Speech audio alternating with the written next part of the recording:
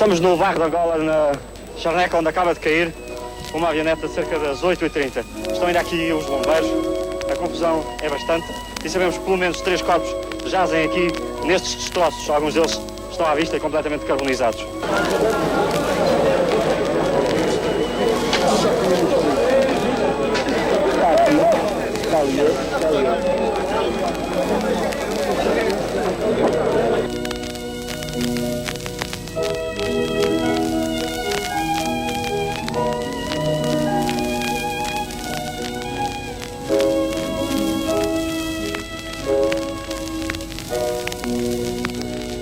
Num horrível acidente de aviação, morreu hoje, ao princípio da noite, o primeiro-ministro de Portugal, Dr. Francisco Sá Carneiro.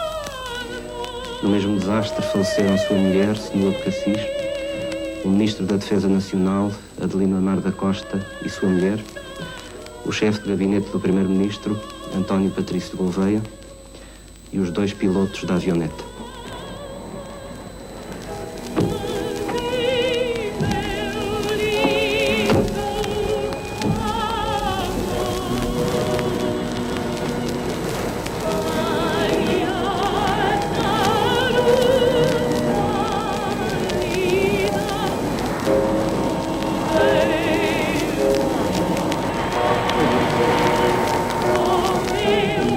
Fomos há poucas horas chocados com a notícia da perda de homens que dedicaram toda a sua vontade, toda a sua capacidade, toda a sua determinação à defesa de Portugal e dos interesses dos portugueses.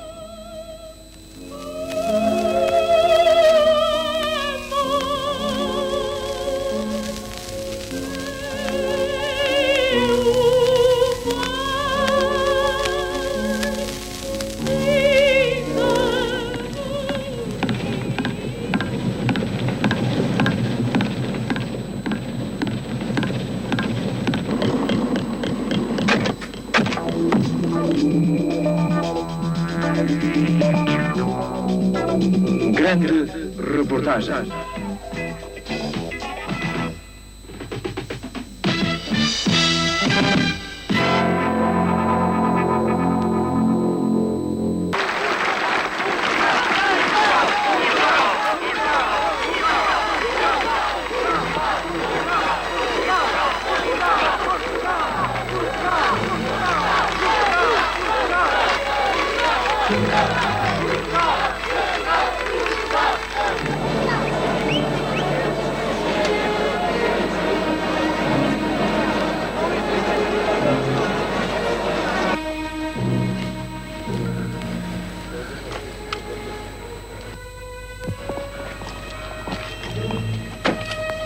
Sr. General Soares Carneiro, quero dar-nos uma primeira reação à notícia da morte do Sr. Primeiro-Ministro.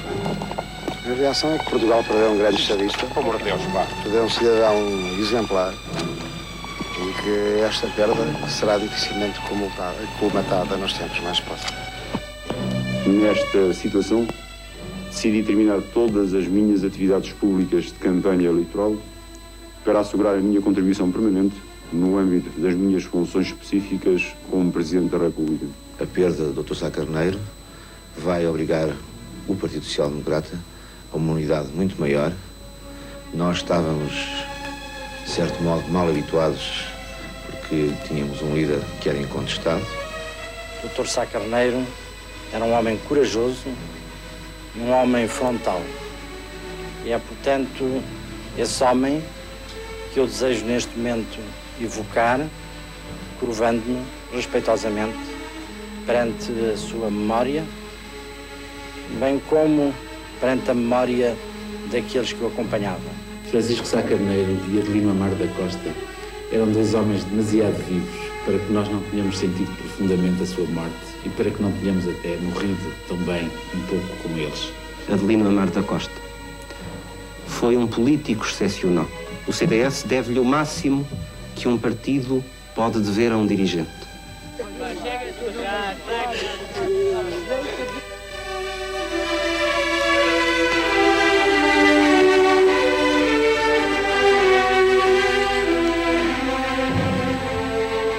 E desfeita a morada deste exílio terrestre, uma habitação eterna se adquire no céu. Por isso, com os anjos e os santos, proclamamos a vossa glória, cantando a uma só voz.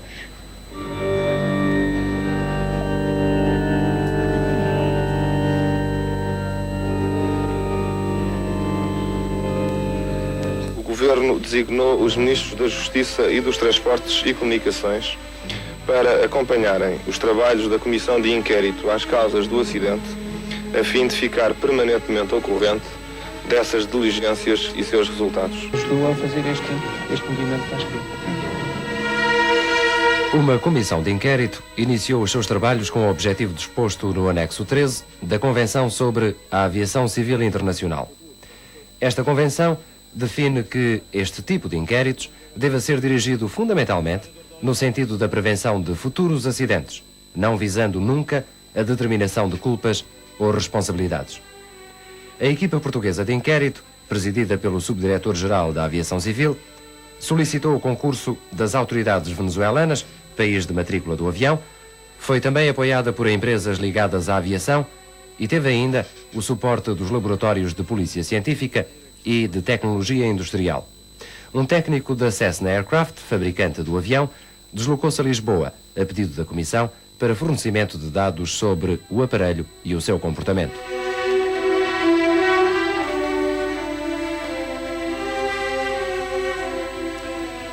Cinco meses depois do desastre de Camarate, em 1981, a Comissão de Inquérito divulgou à imprensa um relatório de cerca de 100 páginas.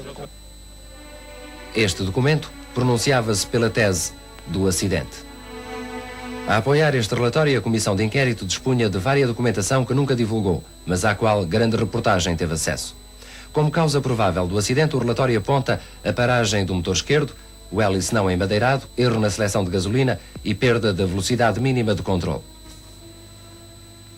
Foram considerados ainda como fatores contribuintes uma distribuição desfavorável de pesos e a tensão psíquica vivida pelo piloto, bem como o seu cansaço físico. A falta de gasolina na asa esquerda foi apontada como responsável pela paragem do motor. No entanto, na sua análise aos consumos, a Comissão não deixou como dado provado a inexistência de combustível na asa. No que se refere às autópsias, o relatório deixa dúvidas no ar. Não foram feitas radiografias, não foram feitos exames aos ouvidos, importantes para que seja determinado se houve ou não explosão a bordo. Na investigação operacional, a parte referente a uma consulta à Cessna sobre o comportamento do avião perante a emergência surgida a 50 metros de altura, deixa transparecer uma confusão entre metros e pés. Com efeito, a resposta da Cessna refere 50 pés e não metros, o que equivale a uma altura bastante menor, apenas 16 metros, e adianta que o avião, face à emergência ocorrida, perde 9 pés por minuto, o que em 18 segundos, tempo total da queda, equivale a cerca de 90 centímetros. O mesmo que dizer que o avião passaria por cima de Camarate, caindo eventualmente mais longe. A existência de um rastro de material encontrado na última fase do percurso do avião, papéis, provavelmente pertencentes ao manual do aparelho e ainda lã de vidro, usada como revestimento, abrem a porta a especulações. A Comissão adianta que estes papéis foram levantados no local do incêndio por ação do fogo e levados então pelo vento. Mas as primeiras dúvidas sobre uma eventual explosão a bordo surgem aqui. Alguma imprensa refere um documento assinado por um investigador da Polícia Judiciária em que assinala o rastro de material como começando apenas a 50 metros do fim da pista e arrastando-se por mais 450 metros, distância muito maior do que aquela referida no relatório técnico. O rastro encontrado indicará ele que neste habitáculo do trem da frente terá rebentado um engenho explosivo a quando da recolha das rodas. A versão dos embates do aparelho divulgada pela Comissão é contrariada por depoimentos de moradores na zona do acidente que referem uns pilares ignorados pelos investigadores e desmentem um embate final numa espécie de looping invertido, garantindo que o avião ficou suspenso em ponte entre duas casas antes de arder totalmente. À esquerda, a versão do inquérito. À direita, como dizem as testemunhas. O provável comportamento do piloto, tal como descrito pela Comissão Técnica, colhe mal em alguns dos seus colegas e no seu próprio patrão, que acreditam na sua experiência e competência, estranhando, além de outras coisas, que ele, na sua comunicação final com a torre, não tenha feito nenhum pedido de socorro, nem tenha dito o seco código indicativo de queda iminente, Mayday.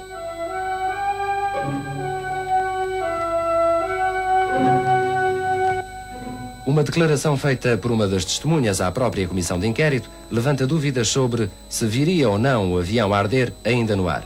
De facto, um morador de Camarate diz na sua declaração: o avião vinha a deitar fumo, vinha a deitar labareda, mas uma labareda pequena, não era muito grande. A técnica de entrevistas às testemunhas, usada pela comissão de inquérito, é contestada e apontada como partindo do pressuposto de que se trata, de facto, de um acidente. Com efeito, grande reportagem tentou falar com algumas das testemunhas, moradores em Camarate. O medo de falar motivou-nos uma recepção, a princípio, tímida e fria, mas com o tempo fomos ouvindo pessoas que de facto asseguram a existência de pilares ignorados pela comissão técnica na sua análise aos embates, bem como nos foi garantido que no seu embate final o avião ficou suspenso em ponte, entre duas casas antes de arder, o que contraria a versão de looping invertido avançada pela comissão de inquérito. Viu no ar. Baixinho já? Não vi mais nada. E viu-se o avião, o que é que viu do avião? Não vi nada, vi que o avião... Só luz, ou o avião estava iluminado? Como é? Vi o avião bater aqui nas casas e cair. Viu mesmo o embate? Pois vi. E deu-lhe a sensação que o avião já vinha a arder quando bateu ou não vinha a arder? Isso não sei dizer, isso não sei explicar.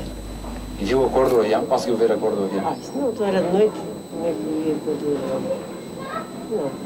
Portanto, parecia era um avião que ainda não tinha sofrido nada e que ia bater. Foi tudo o que viu. Pois, vi o avião vir a baixar muito. Por um instante, de repente, bateu. Mas não viu fogo, nem nada? Nada, o fogo vi foi quando cheguei aqui à minha rua, que entrar para a minha casa e não me deixaram. Ali para baixo não passei, só entrei para a minha casa, eram 2 horas da noite. Quando entrei para a minha casa, não deixaram passar. Pronto. Pode descobrir. Obrigadinho. Não tenho tempo de estar aqui mais. Com licença. E eu vim para cá, e mais as minhas vizinhas que fugimos todas para lá. Foi que eu me apercebi, olhei para o meu telhado e a outra senhora também disse: ai, dona Teresa, que você tem o telhado todo em baixo. Que o seu telhado aqui caiu? Caiu todo, o telhado caiu todo, só uma parte dali, do lado dali é que se ficou um bocadito, mas telhas ainda partidas assim, mas daqui foi todo, roubou todo daqui. E nessa altura cheirou-lhe a gasolina ou não? Depois, eu deixei-me estar ali um bocado, coisa de 1 hora. Depois é que o meu marido, como andavam os jornalistas e fotógrafos, aquela coisa toda, o meu marido tinha de andar para um lado para o outro, eu tenho uma curiosidade de vir também, tenho aí um Petromax, no momento disse, bem, vamos acender o Petromax, põe-se aqui. Então, no momento que o meu marido acendeu o Petromax, foi que eu me apercebi que estavam então aqui buracos e estava o chão ali com umas coisas isto tudo que caía, não é? E então aqui a mesa, estava aqui os pratos, estava aqui um bocado disto tudo e dava aquele cheiro que parecia a gasolina, mas aquilo não era gasolina. Mas estava muito alagada a mesa? Não, aquilo era pouquinho, assim uma rodela, assim uma roda. Quer dizer, não era isto alagado? Não, aquilo nem tinha espaço. Olha, agora não posso ir, abre a porta. E depois, diga-me lá uma coisa, porquê é que pensa que se deu esse clarão? A senhora não viu o avião arder? Eu não vi o avião. Mas há aí quem diga que viu o avião arder? Há aí várias pessoas, depois disso que haviam das pessoas dizer. Há aí gente aqui no bairro que diz que o avião já vinha a arder no ar, é? Há aí uma senhora que... Dizem que essa senhora que viu, até a já foi chamada ao judiciário e tudo, e ainda esta semana foi ao judiciário e disse: há lá pelo menos duas pessoas que diziam que tinham visto já o avião arder, porque é que elas não... Pois a minha senhora, que elas dizem que viram e agora não se apercebe nada da coisa. Você estava em casa? Eu estava em casa, lá estávamos a jantar mais uma cunhada, a minha cunhada e o meu irmão. Depois ouvimos aquele estrondo e viemos. O meu irmão saiu para a porta, não sei o que era, o meu irmão veio à janela primeiro, viu o que era, estava já a arder, entrar as chamas já por dentro da janela e da porta, depois começou a pedir água e tal, mas a minha cunhada veio gritar para a porta, para o outro lado. Quer dizer, o avião já estava a arder? Já estava a arder. E onde é que estava o avião? Estava em cima daquela colfrente, enfiada ali naquela parede branca. O bico do avião estava ali? Entre a parede branca e a verde. O bico do avião é que estava ali? A frente do avião. E a traseira estava apoiada sobre este beirado aqui. E o avião estava parado? Estava parado, em cima já a arder. Portanto, ele não caiu logo assim? Não caiu logo, ficou suspenso na parede. Passado um bocado...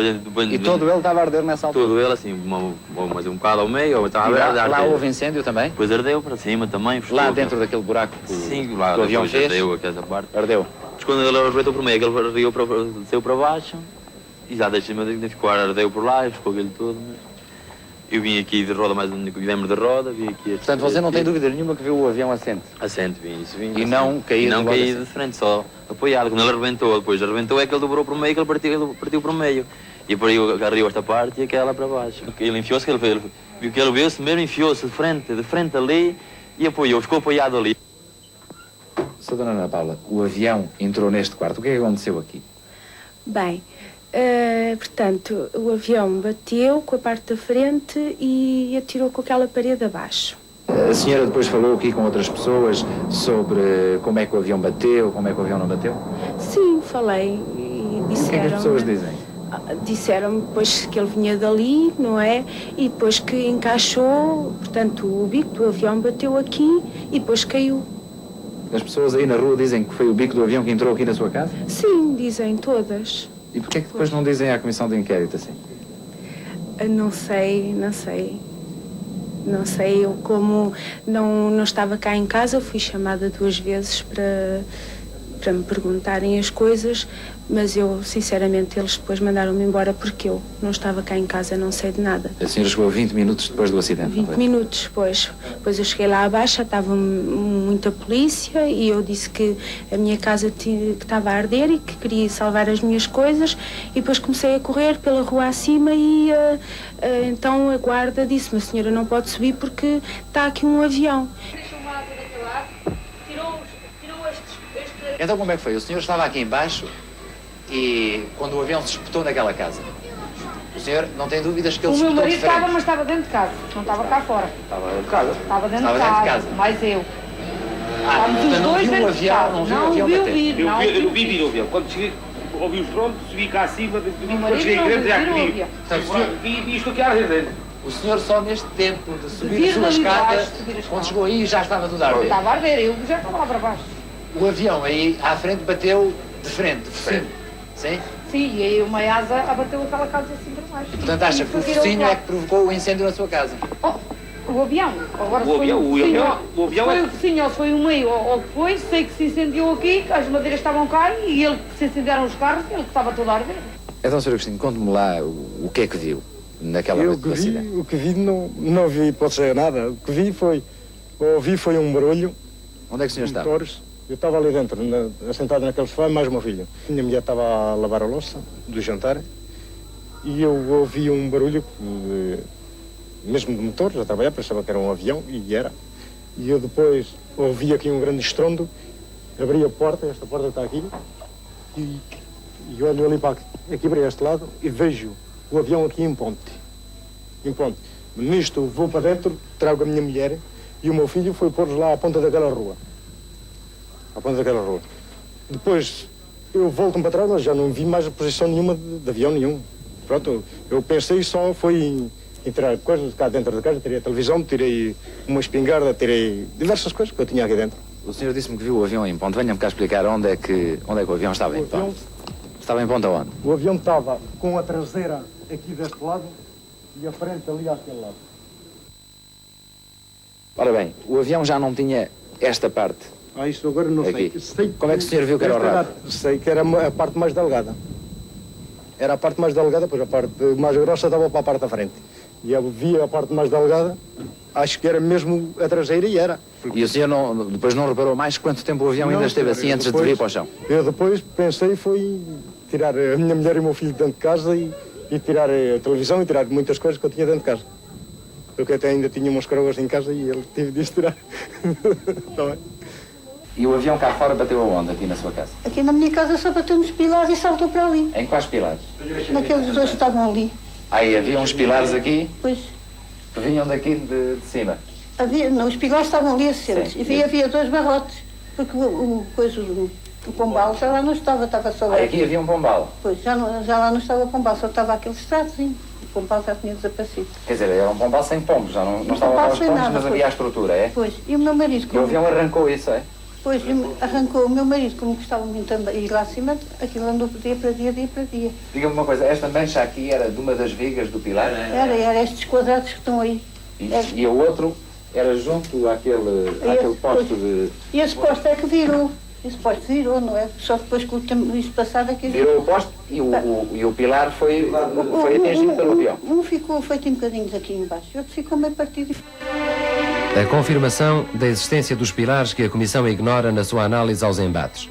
Mais referências à posição final de descanso do avião, em ponte, entre duas casas, dá corpo à desconfiança de sabotagem. A cauda assente num beiral e o nariz, enfiado numa casa em frente, é consistente com a destruição provocada nas paredes.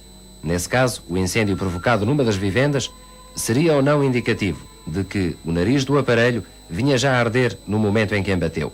E a ser assim, o incêndio do nariz seria ele provocado por um engenho explosivo? Grande reportagem procurou o mecânico que fazia a manutenção do aparelho que caiu em Camarate. Esse homem, além de conhecer o avião mecanicamente, é ele também um piloto. Fomos encontrá-lo no Ribatejo, aos comandos de um avião, trabalhando na monda química. Este tipo de aparelhos não cai porque lhe para um motor à descolagem, garantem uns. Outros, pelo contrário, asseguram que ele tem um comportamento extremamente crítico quando a descolagem perde potência num dos motores, particularmente se for o esquerdo. Pilotos de perícia estrangeiros asseguravam-nos que, com os procedimentos corretos, um Cessna 421A, com uma falha de potência num dos motores, a 50 metros de altura, continuaria a voar num só propulsor, mesmo com o outro não embandeirado. Ao mesmo tempo, nós desafiávamos o piloto mecânico do avião caído em Camarate a fazer connosco essa experiência.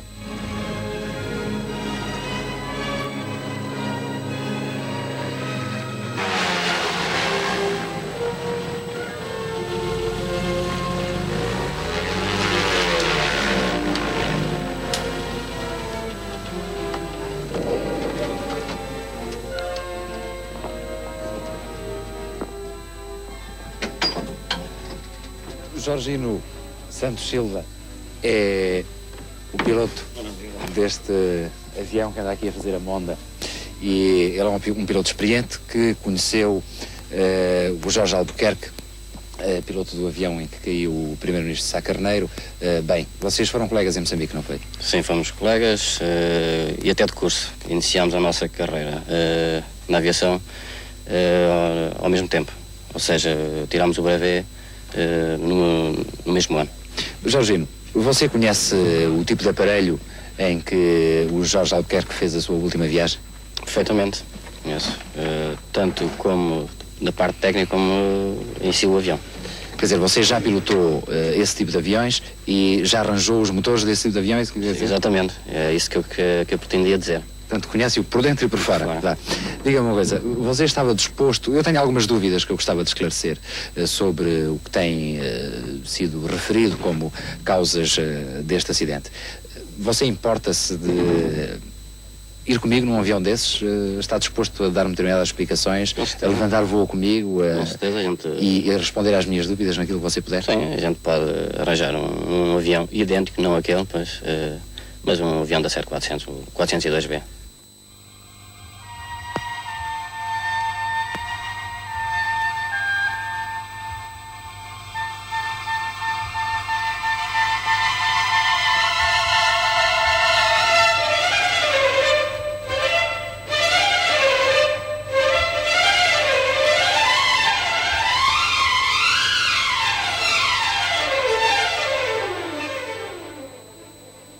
Jorginho Santos Silva, você é o piloto deste avião, é um Cessna tal como aquele em que Sá Carneiro viajou na noite de 4 de dezembro.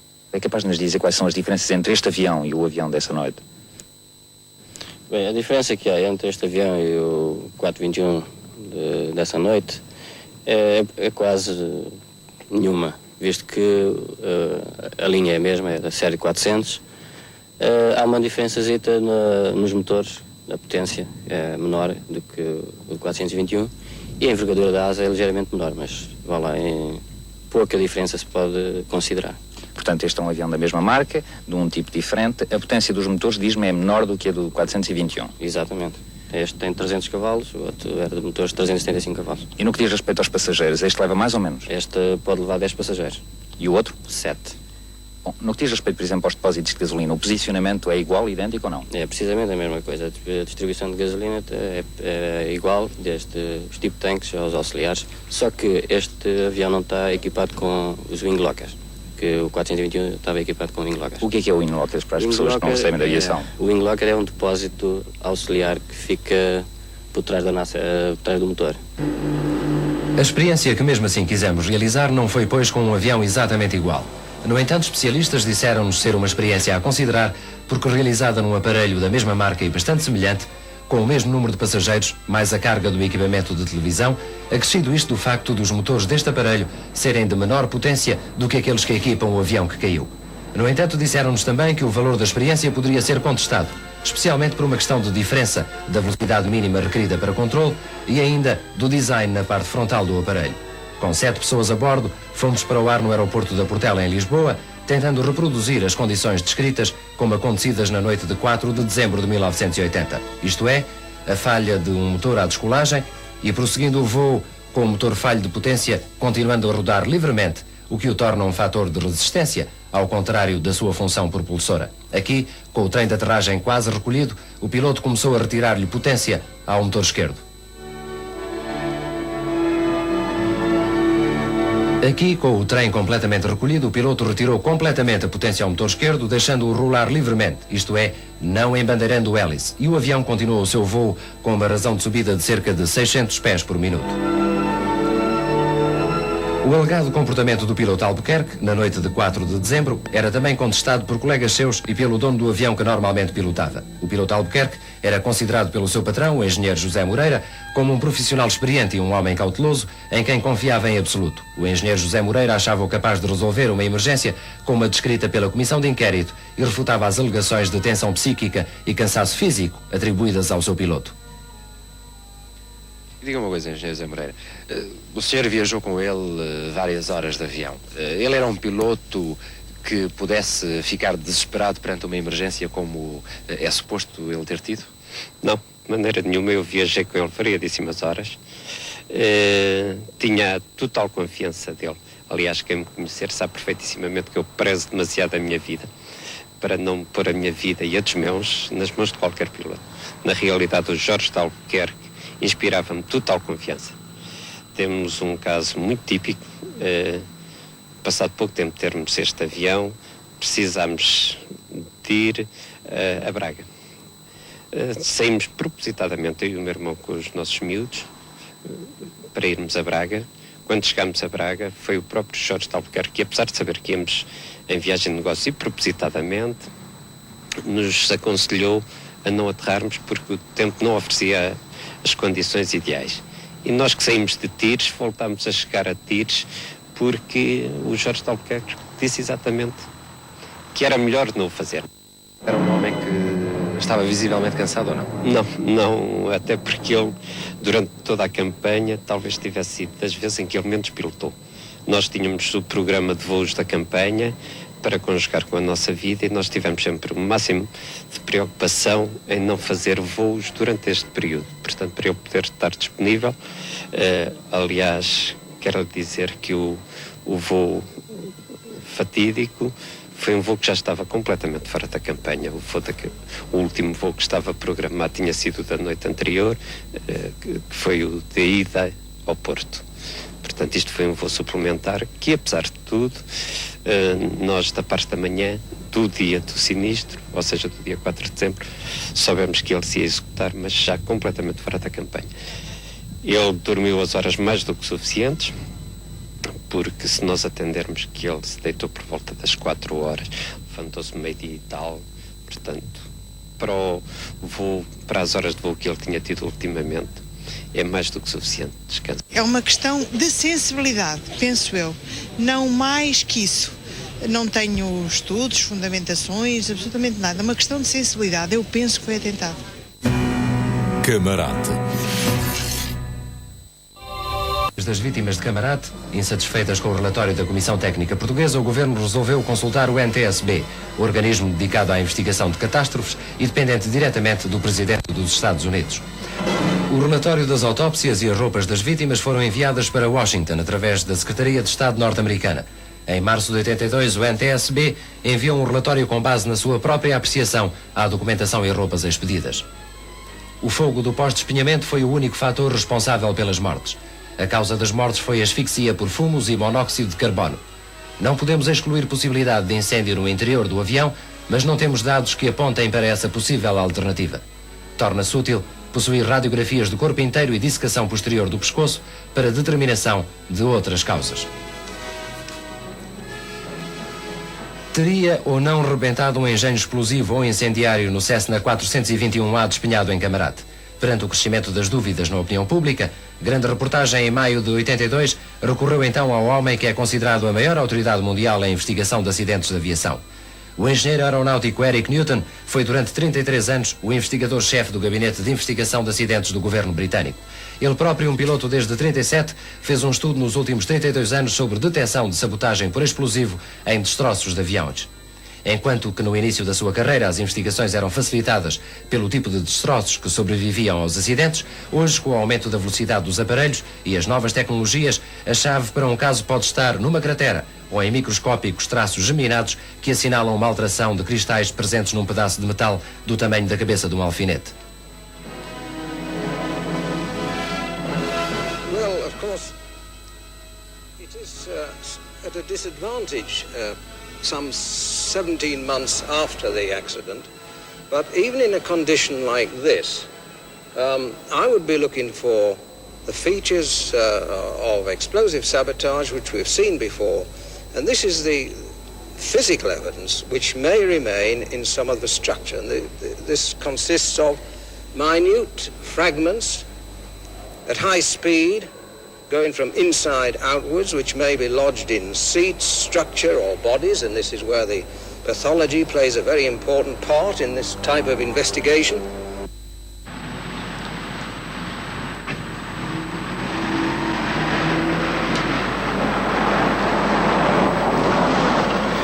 Simultaneamente, grande reportagem submetia o relatório das autópsias ao professor Kenyon Mason, médico que chefiou durante vários anos a Divisão de Patologia de Aviação da RAF, a Força Aérea Britânica.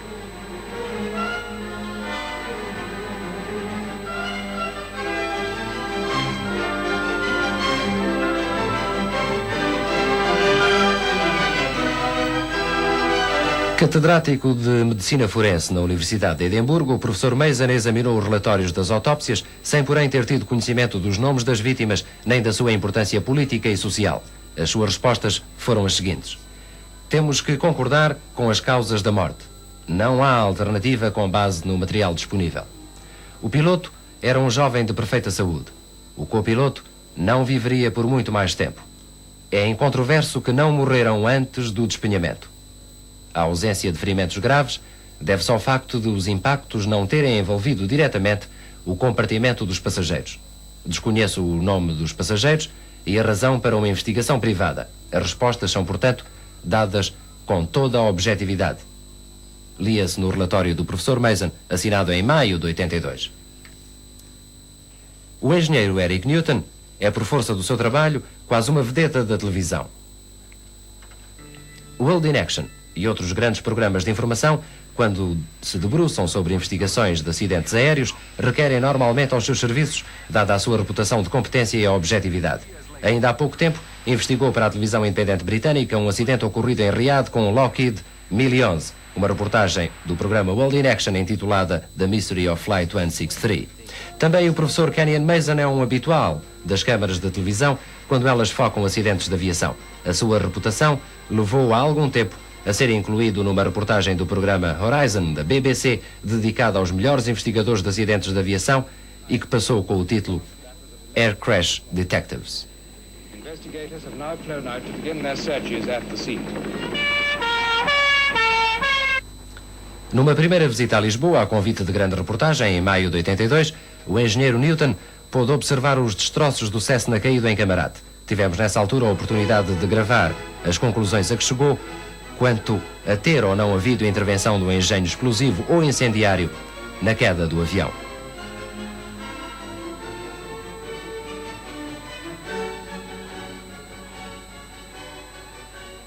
In all accidents, it's most important that all facts are collected quickly, and if sabotage is suspected, I think within 24 hours, the investigator in charge would get someone with experience of this nature as quickly as possible. he would also work very closely with the pathologist for any connecting evidence. And I think it's most important that in any accident of this nature, that the investigating team gets on the site quickly, that the site is guarded, that the wreckage is guarded, and then brought into a secure place for investigation where specialists can then be brought in.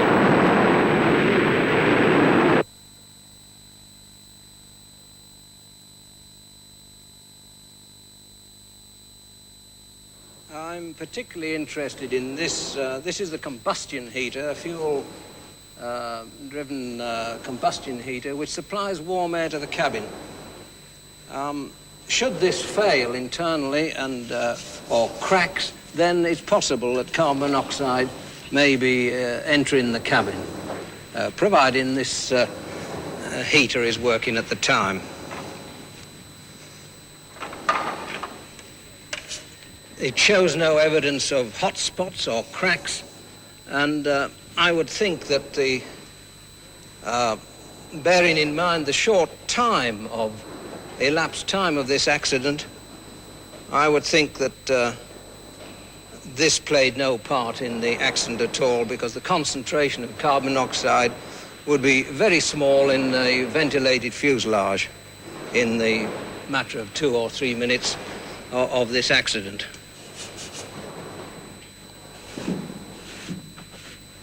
I'm particularly interested in the leading edge of the tailplane because this is an area which could contain evidence, say from an explosion within the fuselage, bits and pieces being blasted outside the fuselage and streaming back and striking the leading edge of the tailplane. So you think if an explosion would happen somewhere there, you would have vestiges here? This is a normal place where we would look and where we found it in previous cases, the minute pieces of, even pieces of furnishing, people's clothes, this sort of thing. And so far as I could see, there is nothing except crash impact damage on this tailplane. And the other side is in a similar condition.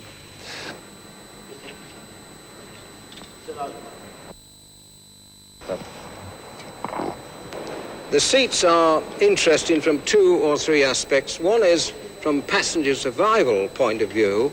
Although extensively burnt, the seat steel frame is still in good condition and reveals no violent forces vertical or sideways. Headrest still intact. Interesting too that when that seat burnt, the flow of molten metal, as you can see, showed that the aircraft was up at an acute angle. In other words, that seat was not in its normal position when the aircraft burnt. And this may well be a factor why the passengers did not escape. They also show no evidence of blast from an explosive device or anything like that, and seats and furnishings do give good evidence from an explosive sabotage.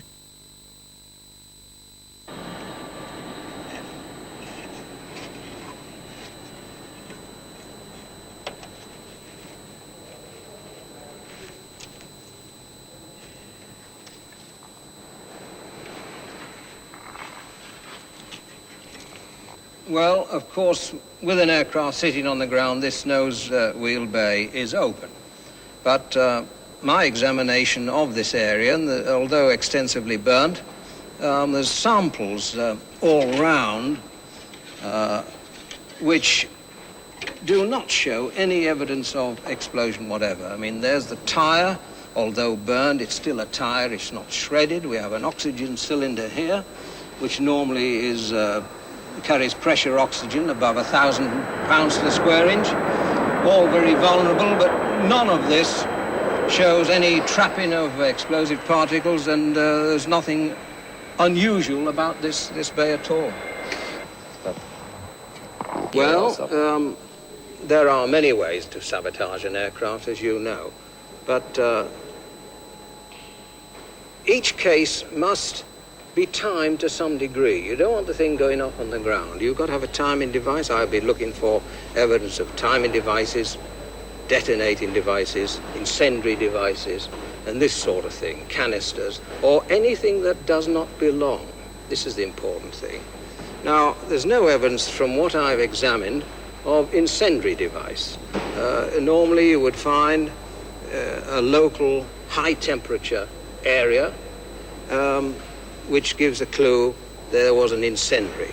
Now, the temperature throughout this wreckage is typical of fuel burning, nothing exceeding, say, 1,000 degrees. The copper wires are not melted, so the temperature is below the temperature of copper, and typical of an air crash of this description. Com efeito, o engenheiro Newton partiu, sem ter encontrado nestes destroços nenhum indício de sabotagem. No relatório que nos deixou, podia-se ler: não encontro nenhum indício de arrebentamento de engenho explosivo ou incendiário no avião.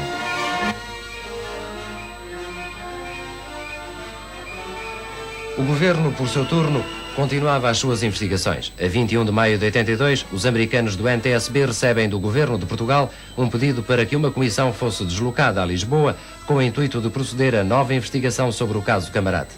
Vieram então a Lisboa alguns técnicos do NTSB, um representante da Cessna, fabricante do avião, um inspetor de operações de voo da Administração Federal de Aviação e ainda 2 patologistas. A missão desta equipa técnica tinha por objetivo a determinação das causas do sinistro e deveria o seu trabalho conduzir a uma explicação detalhada da eventual sequência de acontecimentos ocorridos a 4 de dezembro de 1980.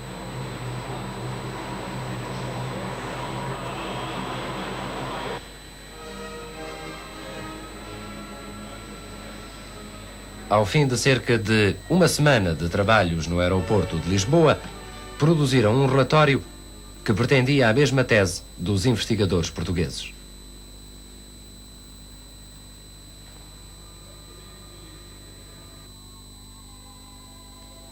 Falha do motor esquerdo por falta de alimentação, o hélice não foi embandeirado, problemas de centragem e de peso, engano no manuseamento da seletora de combustível. Os médicos patologistas não veem interesse em exumar corpos.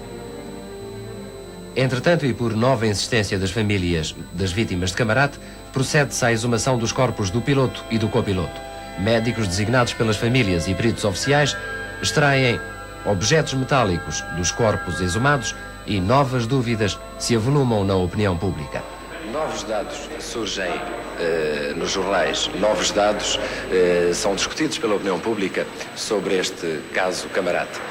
Grande reportagem, mais uma vez, trouxe a Lisboa, concretamente ao Instituto de Medicina Legal, novamente Sir Eric Newton e o professor Mason, um catedrático da Universidade de Edimburgo, que durante cerca de 20 anos fiou o gabinete de patologia de aviação da Força Aérea Britânica, da Royal Air Force.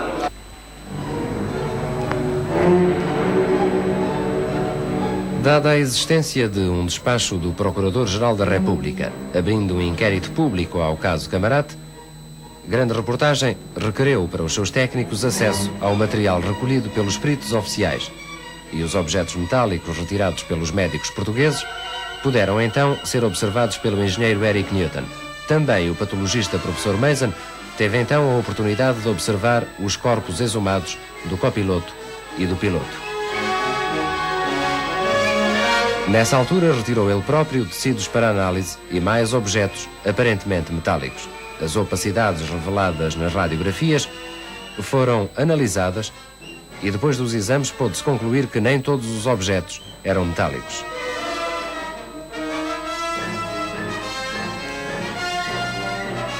Alguns dos objetos, de consistência aparentemente plástica, puderam ser comparados a elementos do próprio avião. Este objeto, que está na imagem, intrigou particularmente o engenheiro Newton, que o mandou seccionar e examinar com os restantes objetos em microscópios óptico e eletrónico.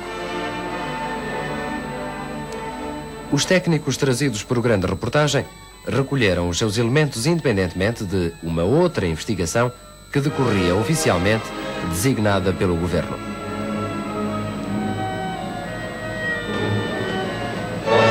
Os técnicos britânicos, depois de procedidos os exames em laboratórios civis, regressaram à Inglaterra preparando o seu relatório para Grande Reportagem.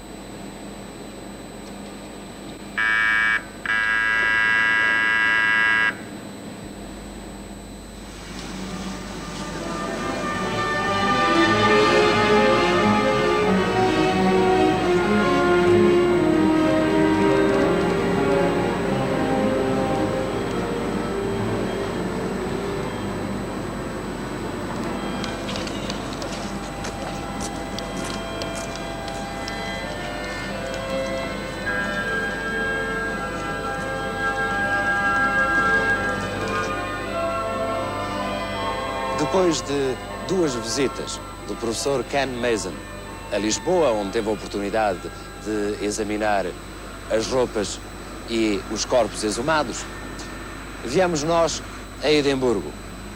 Viemos à Escola de Medicina Forense da Universidade de Edimburgo, uma das universidades de medicina mais conceituadas em todo o mundo. O professor Mason falou-nos sobre o que fez em Lisboa e que conclusões tirou dos seus exames. Nessa altura, foi-nos entregue o seu relatório e o professor Mason resumiu numa entrevista as conclusões a que chegou sobre o rebentamento ou não de um engenho explosivo no avião de Camarate. I have been looking for explosive sabotage, and so from my experience of this, the most important thing to look for, of course, is metallic fragments that are present in the bodies, if one can find them, and for any other evidence that might appear, particularly, of course, things like flailing of the limbs being fractured as a result of blast injuries to the lungs and such like things. These are what I was really hoping to find. Indeed, absence of fractures have been material of speculation on this case. What do you think about that? It's perfectly true that a lot of people say that people who say are very drunk are liable to fracture their limbs less than somebody who falls down who's not drunk. Now, in this particular case, what we've got, the one thing that's absolutely certain in this case is that all the occupants were alive at the time there was a crash. So therefore there is no suggestion that the lack of fractures was due to their being dead. Equally, of course, there's no evidence at all, really, that of unconsciousness. We can't. I couldn't produce any evidence like that, but there is no evidence. If you look at the accident story, then there's a perfectly good history of a relatively minor succession of impacts which would decelerate the aircraft, not in one great, enormous impact, but in a series of impacts, and I think that on the whole this is quite compatible with the fact that there are no limb fractures in the people. And that would also explain few injuries apart from fractures? Yes, I think this would explain, certainly this would explain such things as there being virtually no rib injuries, this sort of thing, and no severe head injuries, and this would be perfectly adequately explained. Well, no fractures, no big injuries. Why did the occupants not escape? Do you have an opinion about that? Well, there were some injuries. I think if one looks at the original autopsy protocols, one of the significant findings is that there was a hemorrhage outside the brain of the pilot. Now, it's perfectly true that this could be caused either as a result of heat in the fire, or it could be caused by injury before the fire. It's difficult to tell this. On the whole, I rather go for the opinion that this was an injury rather than a heat-produced artifact. So therefore, we've got some injury in the pilot. Now, we've also got some injuries in one of the passengers. That is fractures of the arm bones, which again were put down, and I think quite reasonably, by the original pathologists. They were put down to heat. Now again, they may be due to heat, but it's not necessarily due to heat. And I think that it's quite possible that this particular passenger was flung forward, and that as she hit the seat in front of her, because she was in a forward seat and she was facing a rearward-facing seat, then she may have broken her arms in this way. It's interesting that the passenger who was in the rearward-facing seat just in front of her also sustained an injury to the front of her face, which is unlikely in a person in a rearward-facing seat. And so I think that this is some corroboration of the fact that perhaps this passenger was thrown forward. So there are some injuries there. It isn't a completely non-injurious thing. However, what you asked was, why didn't they escape? Well, the pilot, as I say, may well have been suffering from concussion. If this, as I believe, this head injury happened during the crash, then he would have probably been concussed and not able to escape. The other passengers, well, I think that this was such a disorientating type of accident. It had so many impacts in it. They were certainly at one stage certainly vertical, if not upside down. I think they must have been extremely disorientated in the dark. Some of them may not have even been belted in because some of the belts were found to be undone. And I think that, again, you can really say that this is a matter of disorientation. You don't have to find anything else other than disorientation. Professor, what is the significance of carbon monoxide breathing levels in this case? Well, in this case, I have absolutely no doubts that these carbon monoxide levels were due to being exposed to fire. This is by far the commonest cause of a raised carbon monoxide level in the blood in people who are involved in accidents. But even if you doubt that, then we have we can take this as being corroborative evidence of what is incontrovertible, and that is that there was evidence of inhalation of fire products in the passengers. Now, this was observed in the first postmortems, and it was still evident, quite clearly evident, in the tissues that I was able to examine from the pilot 2 years after the accident. Professor Mason, metallic fragments were shown in X-rays that have been done on the exhumed bodies. You had the opportunity to see these metallic fragments, and you also collect dust or whatever you did from the pilot's feet. What do you have to say about that? Well, I think the metallic fragments were, or let's not call them metallic fragments, let's call them radio-opaque fragments first. They were divided into two categories. One of them were quite big, that you could pick up, you could see with forceps. And indeed, I collected at least one fairly large piece from one of the cadavers. Now, these were examined by Mr. Newton, not by me, but certainly the ones I handed him, I thought these looked like pieces of aeroplane, not like pieces of an explosive device. The very small radio-opaque dust-like particles that I saw, I was interested in these because, in fact, they were different. They were different from anything else there was there, and so I took quite a lot of trouble looking at these. I don't think, in fact, that I would have had so much or put so much significance on them if I had examined the clothing before I had seen this, because the clothing was, in fact, full of dusty particles like this. It was clearly aluminium dust. Entretanto, o engenheiro Newton entregava-nos o seu próprio relatório definindo o seu âmbito. O objetivo da minha investigação foi determinar, a partir dos dados disponíveis, se houve ou não uma sabotagem por explosivos, causando ou contribuindo para este acidente. Numa entrevista, Newton resumiu os resultados do seu trabalho. The results were that the fragments recovered from the bodies, which were attached to the bodies, and I make an important emphasis on this, attached. They were not embedded, they were attached to the bodies, showed that they were not embedded, they were burnt,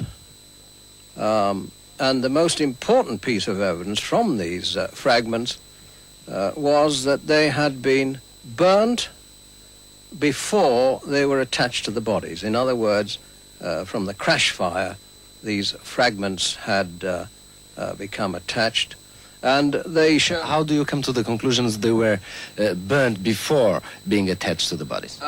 This was quite obvious from microscopic examination that the pieces of metallic fragments had melted before they were attached to the bodies, and they hadn't melted on the bodies, put it this way. And these fragments were very similar to fragments I found in the remains of the burnt clothing, both of the passengers and the pilots. And what kind of examinations have you been doing with these metallic fragments recovered from the bodies? Well, I examined them first under low magnification, and then we took them to the laboratory and they were examined under high magnification microscope and the electron scanning microscope. And this not only showed us minute detail, but it was also capable of establishing the material specification. So I was able to establish that these fragments were aircraft fragments. They were not bomb fragments. They were not foreign to the aircraft, and the examination resulted in showing that the fragments were from the aircraft. They had been burnt, and they showed no explosive features on them. What kind of features would you expect to see if there was an explosion? Well, this is a well-known technique we've developed in Great Britain by experiments, explosive experiments, and also from other aircraft which have suffered explosive sabotage. And one of the main features are numerous little craters or pits, hot gas washing going across the fragment, and where we talk about steel or iron, you can get the crystal twinning. This is a feature shown up in iron fragments where the shock load, or the shock going through the fragment at enormous velocity, will put a twin across the crystal in the metal. And this is a proof positive of explosive involvement. No such evidence was found in these fragments. I know you have been worried with one of the metallic fragments found in the body.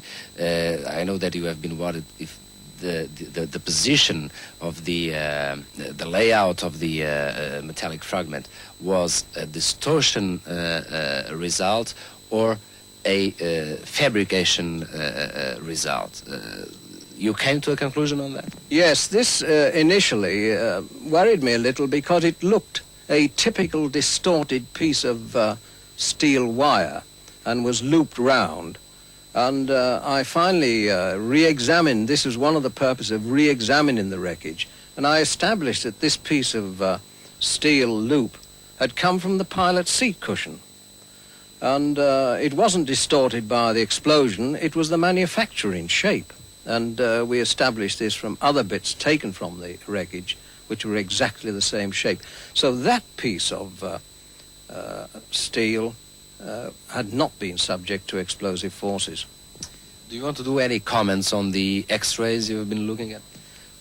Well, I'm not a doctor or pathologist, but in this particular type of investigation, I would have liked to see, in the first place, the X-rays should have been taken on the initial post-mortem. It's rather late in the day to take X-rays 2 years after the accident. They were good X-rays as it was, but as I said before, it is not showing us the depth of the fragments, and neither does it show clear detail of where the fragments were before the post-mortem has taken place. They could have been disturbed and moved into various positions. The United Kingdom's Prime Minister was in a plane that would crash. Would you X-ray the body of the Prime Minister?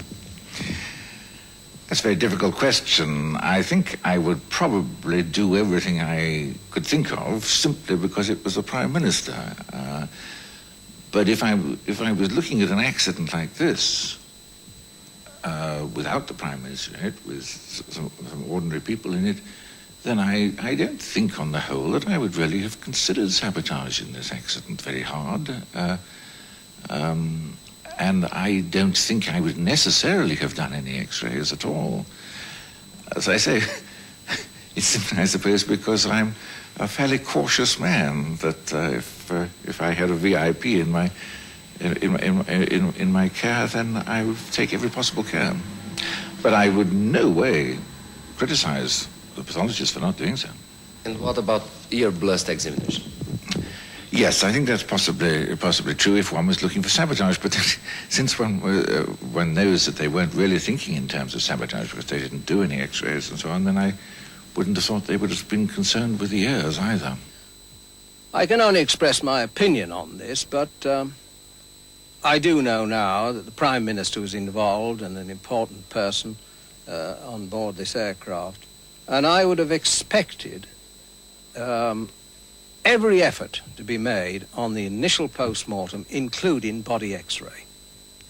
Mr. Newton, what is, in the end, your opinion on all this? After a lot of work, and I must say I had enormous cooperation from the Portuguese authorities and the technical people there, and my final conclusion is that there is no evidence of explosive sabotage in this accident at all. So would you like to develop for us a final conclusion of the work you have been doing? Well, I've obviously been very interested to see whether there was any evidence at all of sabotage, and there is no evidence of sabotage at all within the bodies or within the medical findings.